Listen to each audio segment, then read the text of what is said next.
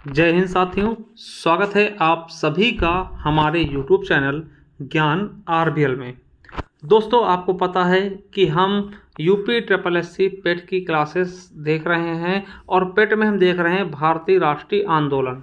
ये भारतीय राष्ट्रीय आंदोलन दोस्तों दूसरा पार्ट होगा। ठीक है, पहला पार्ट हम बना चुके हैं।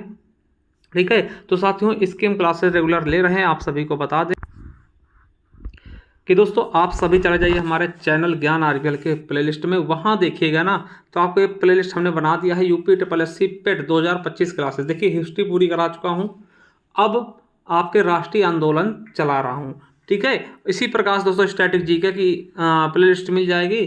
ठीक है, आप जाइएगा प्ले लिस्ट में तो वहाँ मिल जाएगी। ये यूपी पुलिस यूपीएसआई के लिए होगी, करंट अफेयर मिल जाएगी और सारी चीज़ों की क्लासेस आपको देखने को मिल जाएगी। देखिए पहले हमने क्या पढ़ा है दोस्तों, ये पूरा इतिहास पढ़ा है। इतिहास का दोस्तों मात्र 13 वीडियो में हर एक चैप्टर को एक एक वीडियो में कवर किया है। अब साथियों हम देख रहे हैं भारतीय राष्ट्रीय आंदोलन। ठीक है, इसके बाद दोस्तों जैसे ही समाप्त होगा, ठीक है, मैं आपको बता दूं कि भारतीय राष्ट्रीय आंदोलन दोस्तों लगभग 6 पार्ट्स में मैं समाप्त कर दूंगा। ठीक है, कम से कम 6 पार्ट्स में। ठीक है, इसके बाद दोस्तों आप सभी जो कहेंगे वो मैं जीके का टॉपिक करवाऊंगा। ठीक है, तो ये सारी मैं करवाऊंगा। ठीक है, अब देखिए आपको बता दूं कि अगर इनकी आप पीडीएफ चाहते हैं तो दोस्तों ये हमारा पीडीएफ बैच है।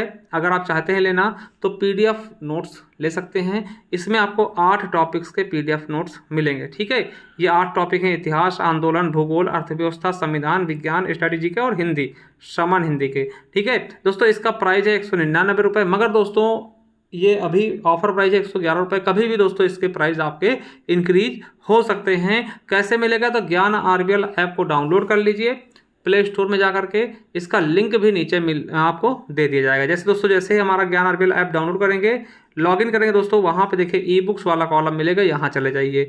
अब यहाँ जैसे जाते हैं दोस्तों वहाँ पे आपको ये दिख जाएगा यूपी ट्रिपल एससी पेट 2025 पीडीएफ बैच के नाम से आपको मिल जाएगा। ठीक है, 199 रुपये प्राइस है, मगर अभी दोस्तों ऑफर प्राइस है और ये ऑफर प्राइस कब तक चलता है, ये बहुत ही जल्द समाप्त होने वाला है। इसके रेट बढ़ने वाले हैं। ठीक है, तो जा करके ले सकते हैं। इसके अलावा दोस्तों आपको करंट अफेयर की पीडीएफ मिल जाएगी मात्र 25 रुपीज़ में। जनहित आज का यूपीएसआई वालों के लिए 25 रुपये में। कंप्यूटर का ई बुक है दोस्तों, देखिए सभी के सभी ई बुक आप प्रिंट भी करवा सकते हैं बाहर निकाल करके। ठीक, 99 रुपीज़ का हिंदी की मिल जाएगी। ये है उत्तर प्रदेश स्पेशल ई बुक है सभी एग्जाम्स के लिए, और ये स्टैटिक जीके आपके यूपी पुलिस यूपीएसआई के लिए दोस्तों मेन करके। ठीक है, बहुत ही बेहतरीन तरीके से, और संविधान की है ना, भूगोल के हैं, इतिहास की, सब कुछ आपको मिल जाएगा। ज्ञान आरबीएल ऐप पर जाइए, डाउनलोड करिए।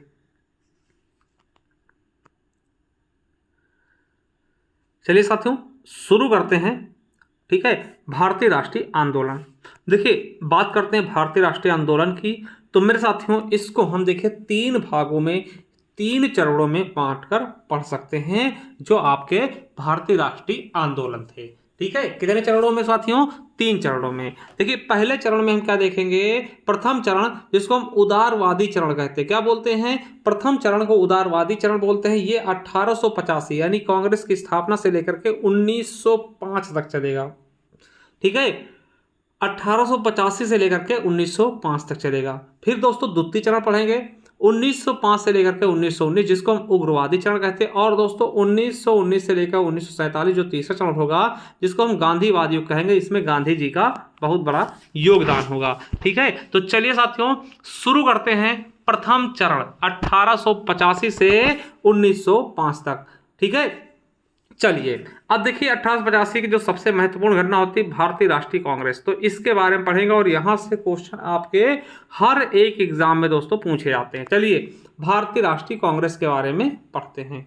जब आपको बता दें कि अगर बात करते हैं भारतीय राष्ट्रीय कांग्रेस की, तो इसकी स्थापना 28 दिसंबर 1885 को की गई थी। यूपी पुलिस एग्जाम में ये क्वेश्चन पूछा गया है कि कांग्रेस की स्थापना कब हुई है, 28 दिसंबर 1885 को। इसके संस्थापक कौन थे, तो मैं आपको बता दूं ए.ओ. ह्यूम। क्या, ए.ओ. ह्यूम दोस्तों कांग्रेस के संस्थापक थे, जिनको हम एलन ऑक्टेवियन ह्यूम के नाम से जानते हैं। ठीक है, और इन्हें ही दोस्तों हर्मिट ऑफ शिमला कहते हैं, शिमला का सन्यासी कहा जाता था। और ये दोस्तों कौन थे, तो ये रिटायर्ड आईसीएस अधिकारी थे। दोस्तों ये क्वेश्चन बहुत बार पूछा गया कि कांग्रेस की स्थापना किसने की, संस्थापक कौन थे। देखिए तो कौन थे दोस्तों, आप बताइएगा। ए.ओ. ह्यूम। क्या, ए.ओ. ह्यूम। ठीक है, ए.ओ. ह्यूम जी थे। ठीक है, देखिए ये बोरिंग टेक्नीशियन पूछा गया है और यूपीएसआई में भी पूछा गया। आपको बता दें कि ए ओ ह्यूम की एक पत्रिका थी स्ट्रे फादर्स के नाम से।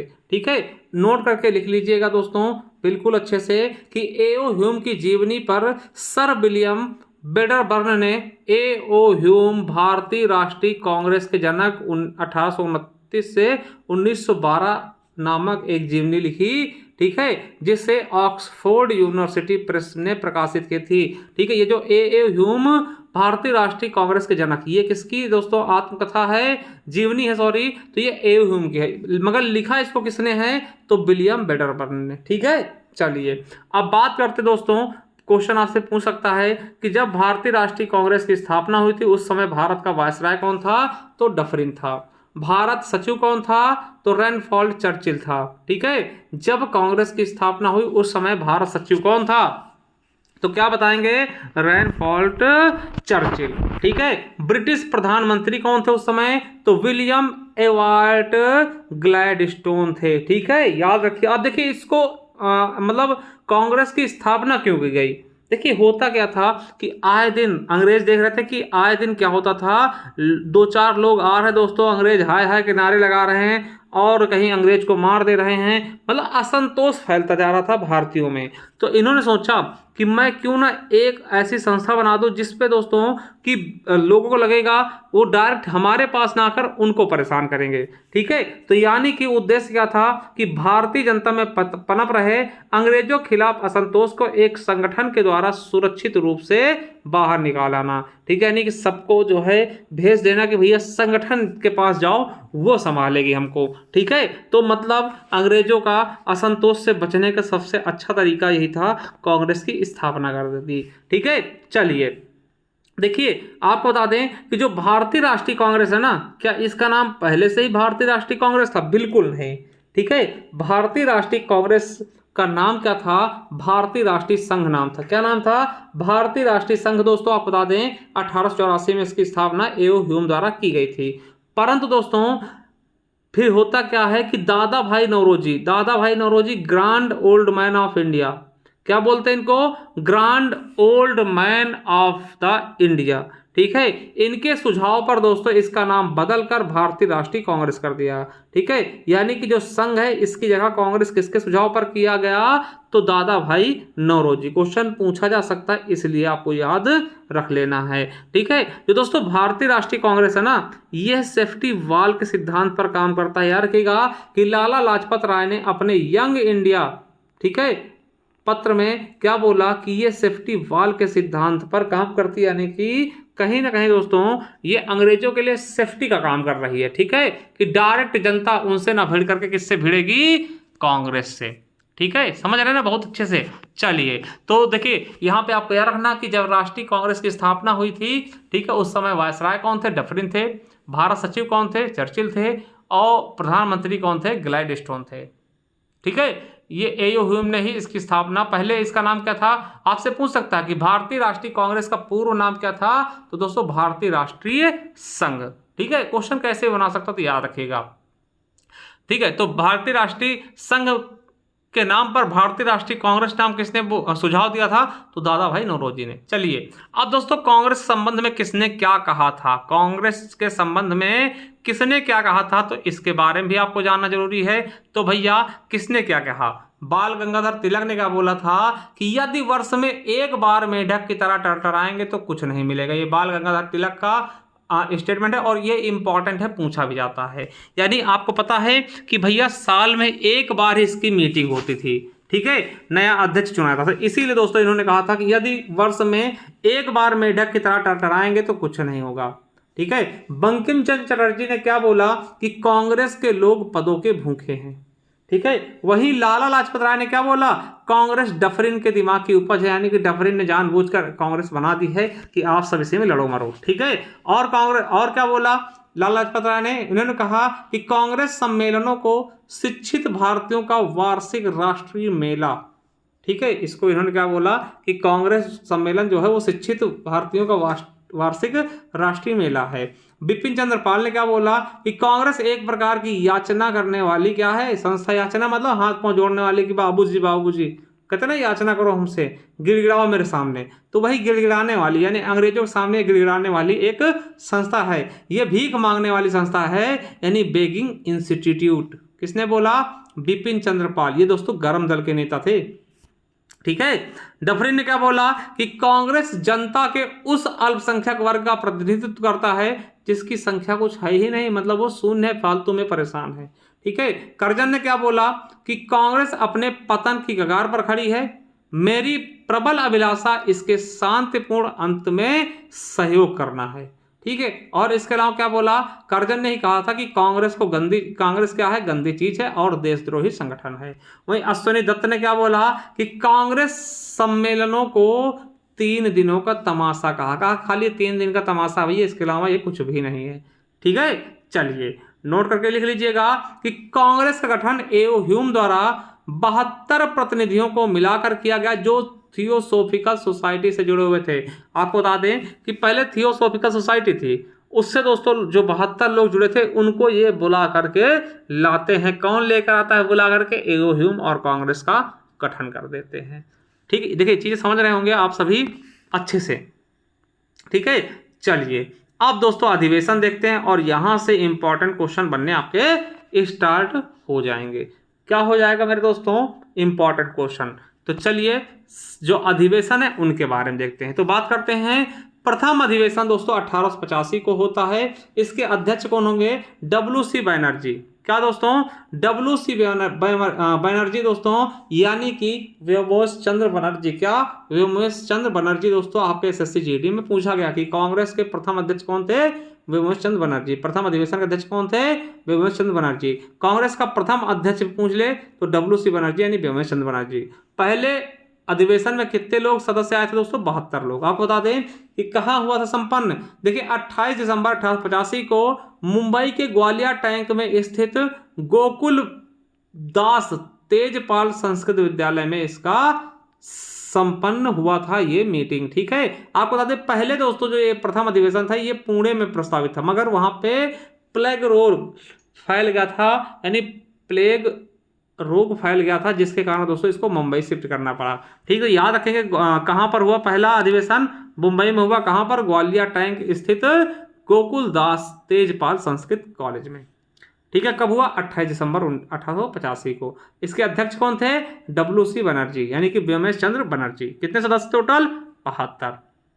चलिए दूसरा अधिवेशन दोस्तों कलकत्ता में होता है, ठीक है। 1886 को कलकत्ता में दादा भाई नौरोजी इसके अध्यक्ष होते। कौन होते हैं? दादा भाई नौरोजी, ठीक है। याद रखेगा इनको ग्रांड ओल्ड मैन भी कहते हैं, ये आपके पेट में पूछा गया, grand old man of India. और दादा भाई नौरोजी दोस्तों 3 बार अधिवेशन के अध्यक्ष बनते हैं, मतलब कांग्रेस के अध्यक्ष दादा भाई नौरोजी 3 बार बनते हैं। 1886, 1893, 1906, 86, 93, 6, 1886, 1893, 1906 में दोस्तों दादा भाई नौरोजी अध्यक्ष बनते। और इसकी विशेषता क्या थी इस अधिवेशन की कि दोस्तों प्रथम पारसी अध्यक्ष कौन बना? दादा भाई नौरोजी। कब? 1886 में कलकत्ता अधिवेशन में, यानी कि दादा भाई नौरोजी क्या थे?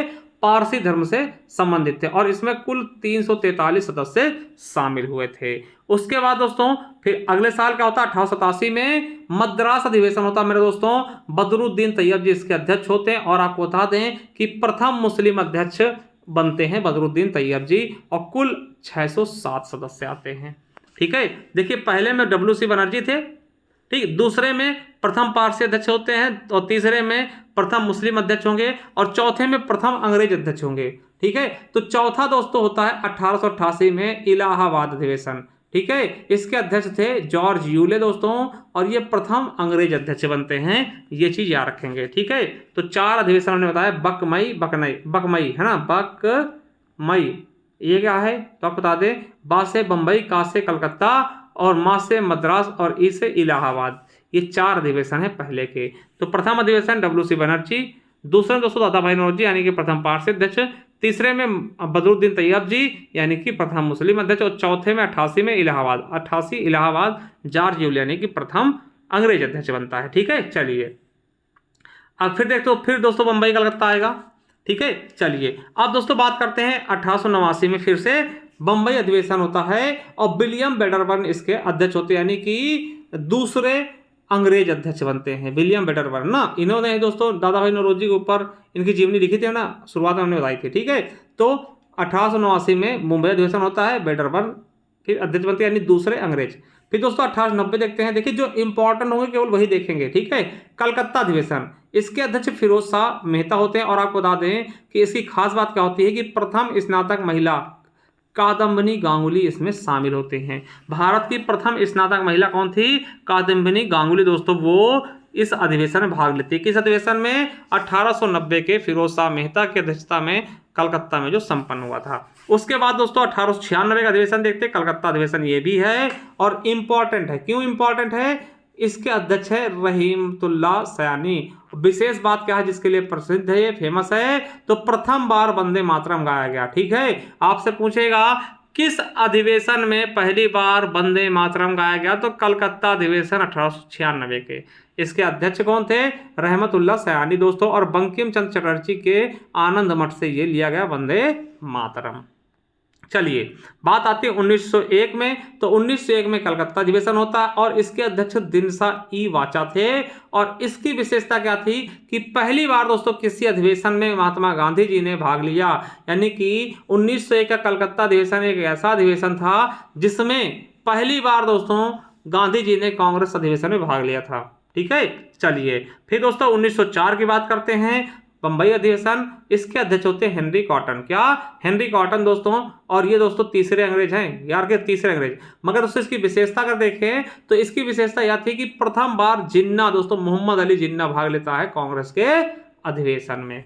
चलिए अगला है 1905 का बनारस अधिवेशन। बात करते हैं, इसके अध्यक्ष गोपाल कृष्ण गोखले जो कि महात्मा गांधी के राजनीतिक गुरु थे।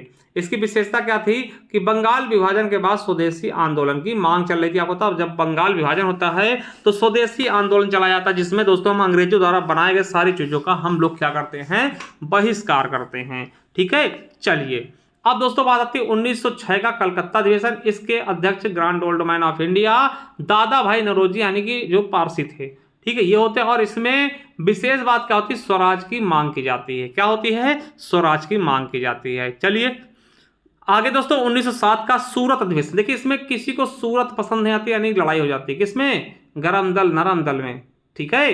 गरम दल नरम दल में दोस्तों बढ़ जाता है, ठीक है। कांग्रेस गरम दल और नरम दल में बढ़ जाता है। देखिए इसके बिहार, देखिए सूरत 1907 में, देखिए 7 से सूरत, और सूरत क्या है? रास नहीं है, पसंद नहीं है, तो रास बिहारी बोस, ठीक है। यानी कि 1907 के सूरत अधिवेशन की अध्यक्षता किसने की? रास बिहारी बोस। अब दोस्तों जब सूरत पसंद नहीं आई, लड़ाई हो जाएगी, तो कांग्रेस में दोस्तों फूट पड़ी, नरम दल व गरम दल में विभाजित। आपसे पूछेगा कि कांग्रेस नरम दल और गरम दल में विभाजित कब होता है? तो 1907 के सूरत अधिवेशन से। चरमपंथियों और नरमपंथियों के बीच मतभेद के कारण कांग्रेस का विभाजन कब होता है? 1907 के सूरत अधिवेशन से। अब देखिए मिंटो ज्योति ने क्या बोला कि सूरत में कांग्रेस का पतन हमारी सबसे बड़ी जीत है, क्योंकि यहां पर क्या हुआ था? अलग हो गए थे, ठीक है। चलिए अब दोस्तों आगे देखते हैं 1911 का कलकत्ता अधिवेशन। क्या? 1911 का कलकत्ता अधिवेशन। देखिए इसकी बात करते हैं, इसके अध्यक्ष थे पंडित विशन नारायण धर। और इसकी विशेषता क्या थी कि प्रथम बार जनगण मन अधिनायक जो है यानी कि राष्ट्रगान गाया गया था, रविन्द्रनाथ टैगोर द्वारा लिखा 1911 में। आपको होता है इस समय दिल्ली दरबार लगता है, ठीक है। और 1911 में पहली बार राष्ट्रगान गाया जाता है। चलिए बात आती है 1916, ठीक है। 1916 का लखनऊ अधिवेशन। देखिए हमारे जो उत्तर प्रदेश राजधानी लखनऊ बहुत अच्छे सबको मिलाना जानती है, यानी कि जो गरम दल नरम दल सब अलग हो गए थे, उनको दोबारा मिला दिया गया था, यानी दो गुटों का पुनर्मिलन पूछा गया। यूपीएससी में पूछा गया, कहाँ हुआ?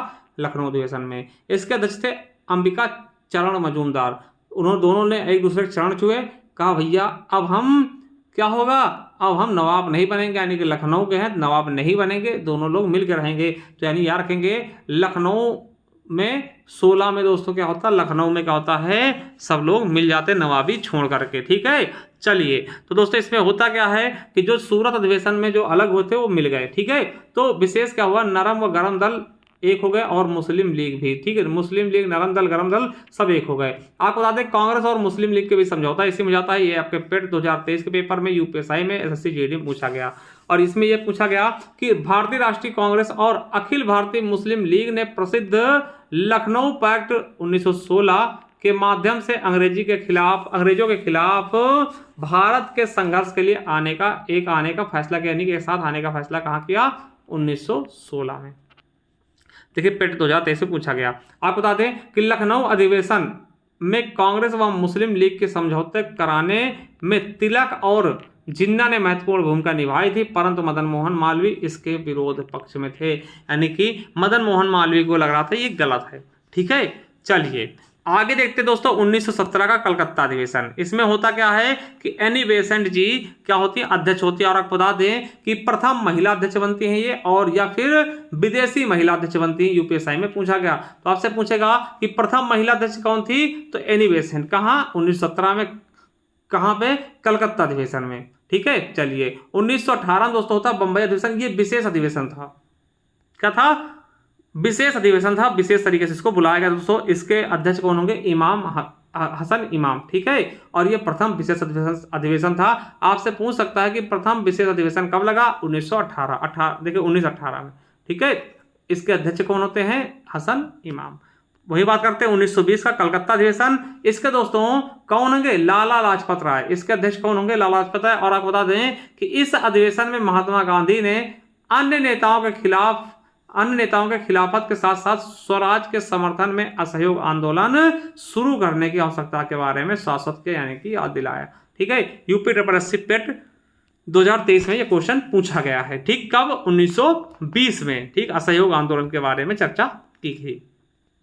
चलिए 1924 देखिए आपको 1924 एकमात्र ऐसा अधिवेशन था जिसके अध्यक्ष कौन बने? Mahatma Gandhi ji. Very very important. 1924 का बेलगांव अधिवेशन। इसके दोस्तों अध्यक्ष कौन बने? महात्मा गांधी। एकमात्र ऐसा अधिवेशन जिसके अध्यक्ष महात्मा गांधी। वैसे दोस्तों आपको बता दें कि 1901 में ही सबसे पहले महात्मा गांधी जी ने भाग लिया था। ठीक है, तो एकमात्र अधिवेशन जिसके अध्यक्षता महात्मा गांधी जी ने की, कहाँ है? बेलगांव कर्नाटक में पड़ता है। ठीक है, और कांच उद्योग के लिए फेमस है, ये भी आपको याद कर लेना है। चलिए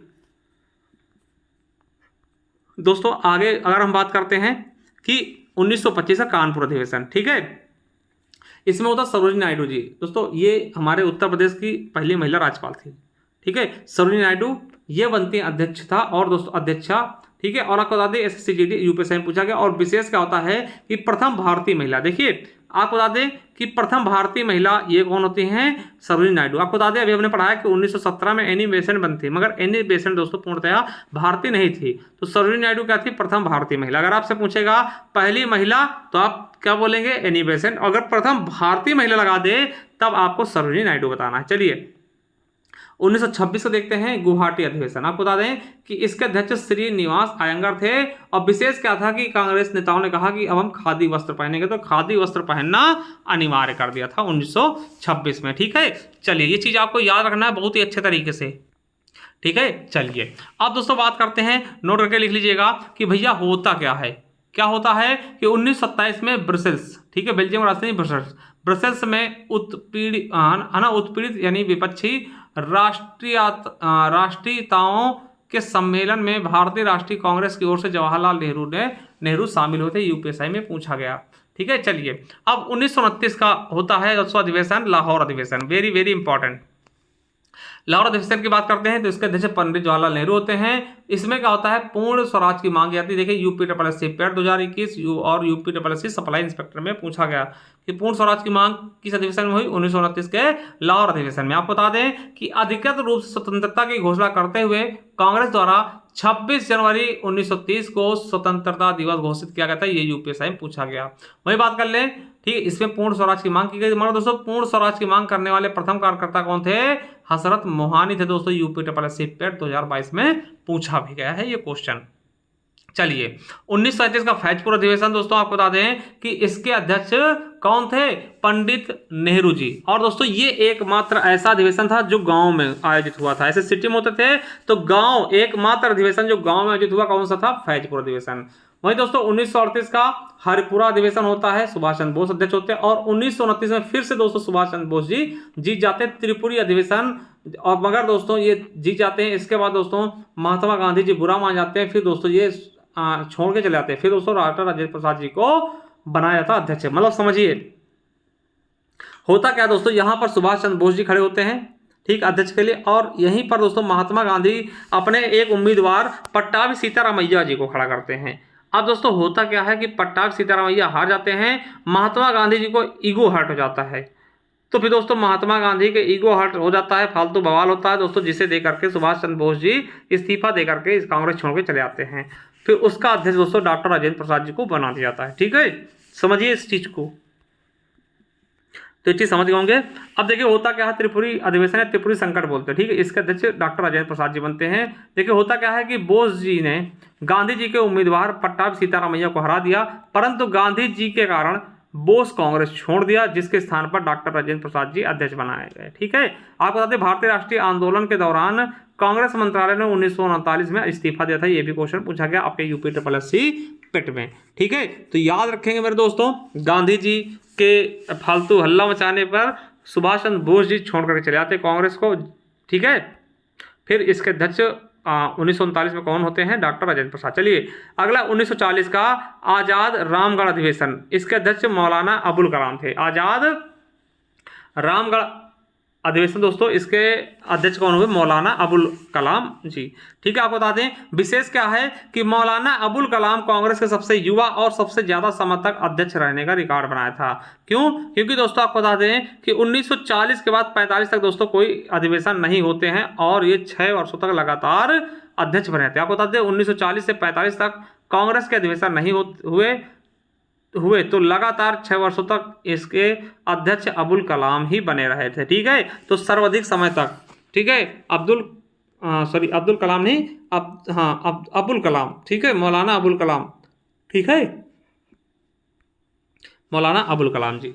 ठीक है, चलिए अब दोस्तों बात करते हैं 1946 में। तो 1946 में दोस्तों मेरठ अधिवेशन होता है, और मेरठ अधिवेशन के अध्यक्ष कौन होते हैं, JB कृपलानी दी। और इसमें की विशेषता क्या होती है, स्वतंत्रता के समय कांग्रेस के अध्यक्ष कौन होते हैं, JB कृपलानी जी।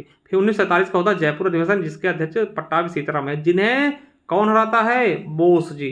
ठीक है, चलिए आगे देखते हैं, महत्वपूर्ण चीजें देख लेते हैं कुछ, जहां से क्वेश्चन आपके एग्जाम में आते हैं। ठीक है, तो महत्वपूर्ण बात क्या है कि कुल कितने अंग्रेज दोस्तों बने थे, तो 4, जॉर्ज यूले 1888 को, फिर बेडवर्न 1889 को, फिर अल्फ्रेड वेब दोस्तों 1894 को, फिर हेनरी कॉटन दोस्तों 1904 में, यानी कि 4 अंग्रेज अध्यक्ष भी बनते हैं।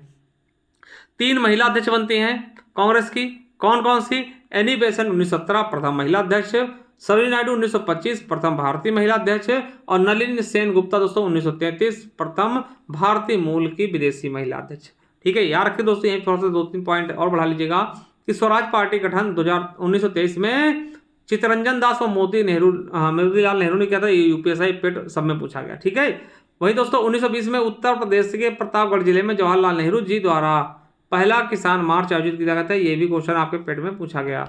1942 में विंस्टन चर्चिल द्वारा गांधी जी और कांग्रेस के साथ समझौता कराने का प्रयास करने के लिए सर स्टोफर्ड क्रिप्स को भारत भेजा गया था। ये भी क्वेश्चन आपके पेट में पूछा गया है।